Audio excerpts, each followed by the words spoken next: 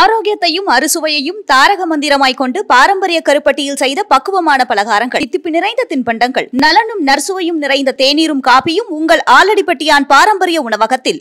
Kadapa parliament స్థానానికి Congress party తరపున MP అభ్యర్థిగా పోటీ చేస్తుంది రాజశేఖర రెడ్డి బిడ్డ. మీ అందరి ఆశీర్వాదంతో పాటు మీ ప్రేమను, మీ ఓటును, మీ అభిమానాన్ని మీ రాజశేఖర రెడ్డి బిడ్డ మీద ఉంచాలని శిరస్సు వంచి చేతులు జోడించి మనస్ఫూర్తిగా ప్రార్థిస్తుంది రాజశేఖర రెడ్డి బిడ్డ. ఈ రాష్ట్రంలో ప్రజల సంక్షేమం కోసం కట్టుబడిన ఏకైక పార్టీ కాంగ్రెస్ పార్టీ. 10 సంవత్సరాలైంది కాంగ్రెస్ పార్టీ రాష్ట్ర విభజన జరిగి. 10 సంవత్సరాల రాష్ట్ర విభజన జరిగితే ఈ 10 సంవత్సరాలలో ఒక్కటంటే ఒక్క విభజన హామీ కూడా నెరవేర్చలేదు. ఇప్పుడున్న పాలక పక్షమైన ప్రతిపక్షమైన బీజేపీ పార్టీ అయినా, ఏ బీజేపీ పార్టీ అయితే 10 సంవత్సరాలుగా ఆంధ్ర రాష్ట్రానికి వెన్నుపోటు పొడుస్తూనే ఉందో అదే బీజేపీ పార్టీకి పొత్తు పెట్టుకున్నాడు చంద్రబాబు గారు. అదే బీజేపీ పార్టీతో తొత్తయ్యాడు జగన్మోహన్ రెడ్డి గారు. వాస్తవం కాదా? ప్రత్యేక హోదా వచ్చిందా? పోలవరం ప్రాజెక్ట్ వచ్చిందా? రాజధాని వచ్చిందా? కడప స్టీల్ ఫ్యాక్టరీ వచ్చిందా? మరి ఎందుకు పొత్తు పెట్టుకున్నాడు చంద్రబాబు గారు? మరి ఎందుకు తొత్తయ్యాడు జగన్మోహన్ రెడ్డి గారు?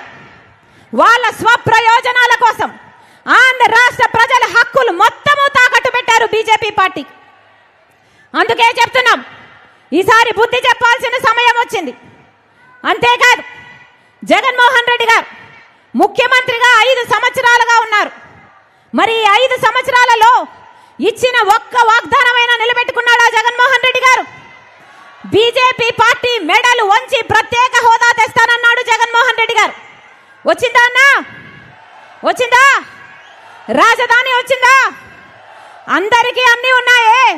హైదరాబాద్ ఉంది, చెన్నై ఉంది, బెంగళూరు ఉంది. మనకేముందన్నా? మనకేముంది? చేతిలో చిప్పు ఉంది, నెత్తి మీద కుచ్చు టోపీ ఉంది. ఉందా రాజధాని? చంద్రబాబు గారేమో సింగపూర్ చేస్తానన్నాడు, జగన్మోహన్ రెడ్డి గారేమో 3 రాజధానీలు అన్నారు. తీరా చూస్తే మనకేముంది? గుండు సున్నా ఉంది. ఏం చెప్పాడు జగన్మోహన్ రెడ్డి గారు? వాషింగ్టన్ తలపిస్తానన్నాడు రాజధాని. అయిందా? ఎన్ని మాటలు చెప్పాడు జగన్మోహన్ రెడ్డి గారు? రైతుల కోసం 3000 కోట్లతో ధర స్థిరీకరణ నిధి ఏర్పాటు చేసి ప్రతి సంవత్సరము పక్కన పెడతానన్నాడు జగన్మోహన్ రెడ్డి గారు. అయిందా? 4000 కోట్లతో పంట నష్టపోతే పంట నష్టపరిహారానికి ప్రతి సంవత్సరము పక్కన పెడతానన్నాడు జగన్మోహన్ రెడ్డి గారు. పెట్టాడా? సంక్రాంతి వచ్చినప్పుడల్లా జాబ్ క్యాలెండర్ వస్తుందన్నాడు జగన్మోహన్ రెడ్డి గారు. వచ్చిందా? పూర్తి మద్యపాన నిషేధం చేస్తానన్నాడు జగన్మోహన్ రెడ్డి గారు. చేశాడా? చెయ్యకపోగా ఈరోజు సర్కారు ఏదమ్ముతే అదే తాగాలి. ప్రపంచంలో ఎక్కడా లేనివి ఇక్కడ అమ్ముతున్నారు. వాళ్ళు భూమ్ అమ్ముతే మీరు భూమ్ తాగాలి. వాళ్ళు 3 క్యాపిటల్ అమ్ముతే మీరు 3 క్యాపిటల్ తాగాలి. వాళ్ళు డిఎస్సి అమ్ముతే మీరు డిఎస్సి తాగాలి. వాళ్ళు క్యాపిటల్ అమ్ముతే క్యాపిటల్ తాగాలి. ఒక పద్ధతి ఏమైనా ఉందా? మొత్తం ఎక్కడ చూసినా mafia, land mafia, sand mafia, liquor mafia. అన్ని సరిపోవు అన్నట్టు హత్య చేసిన వాళ్ళను పక్కన పెట్టుకుని తిరుగుతున్నాడు జగన్మోహన్ రెడ్డి గారు. సొంత చిన్నానను గొడ్డలితో 7 సార్లు హత్య చేసి నరికి చంపించారు అని సిబిఐ ఆరోపిస్తున్న అవినాష్ రెడ్డి గారిని 5 సంవత్సరాలు కాపాడమే కాకుండా మళ్ళీ అదే అవినాష్ రెడ్డి గారికి టికెట్ ఇచ్చాడు జగన్మోహన్ రెడ్డి గారు. న్యాయమేనా? వివేకానంద రెడ్డి గారు కడప జిల్లా నాయకుడు, రాజశేఖర రెడ్డి గారి తమ్ముడు. అలాంటిది అంత పెద్ద మనిషిని చంపితే ఈ రోజు వరకు న్యాయం జరగలేదు.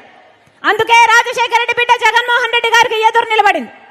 ఇదే జగన్మోహన్ రెడ్డి గారు చెప్పిన ప్రతి మాట నమ్మింది రాజశేఖర రెడ్డి బిడ్డ. ఇదే జగన్మోహన్ రెడ్డి గారి కోసం 3200 కిలోమీటర్లు పాదయాత్ర చేసింది రాజశేఖర రెడ్డి బిడ్డ. కానీ ఇదే జగన్మోహన్ రెడ్డికి ఈ రాజశేఖర రెడ్డి బిడ్డ ఈరోజు ఎదురు నిలబడింది. ఎందుకంటే ముఖ్యమంత్రి అయిపోయిన తర్వాత జగన్మోహన్ రెడ్డి గారు ఒక మారిపోయిన మనిషి కాబట్టి. ముఖ్యమంత్రి కాకముందు రాజశేఖర రెడ్డి గారికి చావు వెనుక రిలయన్స్ హస్తం ఉంది అని చెప్పిన జగన్మోహన్ రెడ్డి గారు ఆ తర్వాత ముఖ్యమంత్రి అయ్యాక రిలయన్స్ సంస్థ వాళ్ళకి పిలిచి మరి రాజ్యసభ సీట్ ఇచ్చాడు. మరి ఏమనుకోవాలి? తండ్రిని చంపించిన వాళ్ళకి మీరు ఇచ్చారు అనుకోవాలా, లేకపోతే ఆ రోజు మీరు చెప్పింది అబద్ధము అనుకోవాలా? వివేకానంద రెడ్డి గారు చనిపోయిన రోజున సిబిఐ ఎంక్వైరీ కోరాడు జగన్మోహన్ రెడ్డి గారు. కానీ ముఖ్యమంత్రి అయిన తర్వాత సిబిఐ అవసరం లేదు అన్నాడు జగన్మోహన్ రెడ్డి గారు. మరి ఏమనుకోవాలి? ఎప్పుడు ఏది వీలైతే ఆ మాట మారుస్తుంటే జగన్మోహన్ రెడ్డి గారు రాజశేఖర రెడ్డి గారి ఆశయాలను నిలబెట్టిన వాడు ఎలా అవుతాడు? పదే పదే జగన్మోహన్ రెడ్డి గారు చెప్తున్న మాట, కాంగ్రెస్ పార్టీ రాజశేఖర రెడ్డి గారి పేరును సిబిఐ ఎంక్వైరీలో చార్జ్ షీట్ లో చేర్చింది అని. మళ్ళీ చెప్తున్నాం జగన్మోహన్ రెడ్డి గారికి, రాజశేఖర రెడ్డి గారి పేరును సిబిఐ చార్జ్ షీట్ లో చేర్చింది కాంగ్రెస్ పార్టీ కాదు, స్వయానా జగన్మోహన్ రెడ్డి గారు. ఇదే జగన్మోహన్ రెడ్డి గారు పొనుగోలు సుధాకర్ ద్వారా రాజశేఖర రెడ్డి గారి పేరుని చార్జ్ షీట్లో చేయించాలి అని 3 కోట్లకు వెళ్లారు. ఎందుకంటే రాజశేఖర రెడ్డి గారి పేరు లేకపోతే జగన్మోహన్ రెడ్డి గారు ఈ కేసులో నుంచి బయటపడడం అసాధ్యం కాబట్టి. అదే పొనుగోలు సుధాకర్ రెడ్డికి ముఖ్యమంత్రి అయిన 6 రోజుల్లోనే జగన్మోహన్ రెడ్డి గారు ఏఏజీ పదవిని కూడా ఇచ్చారు. ఎందుకు అని అడుగుతున్నాం. కన్న తండ్రి పేరుని సిబిఐ చార్జ్ షీట్ లో చేర్పించిన వాడికి మీరు ఏఏజీ పదవిని ఇచ్చారు అంటే దానికి అర్థము మీ మాట మేరకే ఆయన సిబిఐ చార్జ్ షీట్ లో రాజశేఖర రెడ్డి గారి పేరు ఉండాలి అని కోర్టుకు వెళ్ళాడు అని మీరే ఒప్పుకున్నట్టు కాదా అని అడుగుతున్నాం. ఈరోజు జగన్మోహన్ రెడ్డి గారు ఉన్నవి లేనట్టుగా లేని ఉన్నట్టుగా ఊసరవల్లిలాగా మారి ఏదంటే అది మాట్లాడుతున్నారు. ఎందుకు అని అడుగుతున్నాం. రాజకీయాల కోసం ఇంత దిగజారడం అవసరమా అని అడుగుతున్నాం. ఏం చేశారు జగన్మోహన్ రెడ్డి గారు? సొంత చిన్నాన, ఆఖరికి సొంత చిన్నాన చచ్చిపోతే తండ్రి తర్వాత తండ్రంతటి వాడు ఈ రోజు వరకు న్యాయం జరగనివ్వలేదు జగన్మోహన్ రెడ్డి గారు. అన్నా, నేను రాజశేఖర రెడ్డి బిడ్డను, పులి కడుపున పులే పుడుతుంది, దేనికి భయపడేది కాదు రాజశేఖర రెడ్డి బిడ్డ. అలాగని అన్యాయం జరుగుతుంటే చూస్తూ ఊరుకునేది కూడా కాదు రాజశేఖర రెడ్డి బిడ్డ. ఈ రోజు అన్యాయం జరుగుతుంది కాబట్టి రాజశేఖర రెడ్డి బిడ్డ ఎదురు నిలబడింది. అన్నా, ఈరోజు రాజశేఖర రెడ్డి బిడ్డ ఒకవైపు ఉంటే వివేకానంద రెడ్డి గారిని హత్య చేయించిన అవినాష్ రెడ్డి గారు ఇంకో వైపు ఉన్నారు. ఒకవైపు న్యాయం ఉంది, ఒకవైపు నేరం ఉంది, ఒకవైపు ధర్మం ఉంది, ఇంకోవైపు డబ్బు అధికారం ఉంది. అన్నా మీరు ఏ వైపు? అన్నా మీరు ఏ వైపు? అన్నా మీరు ఏ వైపు? అన్నా మీరు ఏ వైపు? ప్రపంచమంతా చూస్తుంది. కడప ప్రజలు న్యాయం వైపు నిలబడతారా, నేరం వైపు నిలబడతారా అని. కడప ప్రజలు న్యాయాన్ని గెలిపిస్తారా, నేరాన్ని గెలిపిస్తారా అని మన దేశం కాదు ప్రపంచం మొత్తము చూస్తుంది. అందుకే ఈసారి ఎన్నికల్లో బుద్ధి చెప్పాల్సిన వాళ్ళకు బుద్ధి చెప్పండి, న్యాయం చేయాల్సిన వాళ్ళకు న్యాయం చేయాలని మీ రాజశేఖర రెడ్డి బిడ్డ ఇక్కడికి వచ్చిన ప్రతి అన్నను, ప్రతి తమ్ముణ్ణి, ప్రతి అక్కను, ప్రతి చెల్లిని శిరస్సు వంచి చేతులు జోడించి మనస్ఫూర్తిగా ప్రార్థిస్తుంది. మీకు మాటిస్తున్నా మీ ఎంపీ అభ్యర్థిగా నన్ను గెలిపించండి. ఈ రాజశేఖర రెడ్డి బిడ్డ మీ బిడ్డ అవుతుంది, మీ బలం అవుతుంది, మీ బాధ్యతను తన భుజాన వేసుకుంటుంది, మీ గొంతు అవుతుంది, మీకోసం కొట్లాడుతుంది. అవసరమైతే ఇక్కడ కొట్లాడుతుంది, లేదంటే ఢిల్లీ పార్లమెంటులోనైనా కొట్లాడుతుంది. మీరు ఆశీర్వదించండి. ఈ రాజశేఖర రెడ్డి బిడ్డ మీకు మాటిస్తుంది, ఈ గడ్డ మీదనే బతుకుతుంది. రాజశేఖర రెడ్డి బిడ్డ మీ ఎంపీగా మీతోనే కలిసి బతుకుతుంది. ఈ గడ్డ బిడ్డలకే తన జీవితాన్ని అంకితం చేస్తుంది. మరొక్కసారి వేదిక మీద ఉన్న రాహుల్ గాంధీ గారికి, వేదిక మీద ఉన్న డిఎస్ఏ గారికి, డికేఎస్ గారికి రాజశేఖర రెడ్డి బిడ్డ మనస్ఫూర్తిగా ఆహ్వానం పలుకుతూ మమ్మల్ని చూడడానికి, మీ అందరినీ నా కోసం ఆశీర్వాదం అడగడానికి అదే పనిగా వచ్చారు.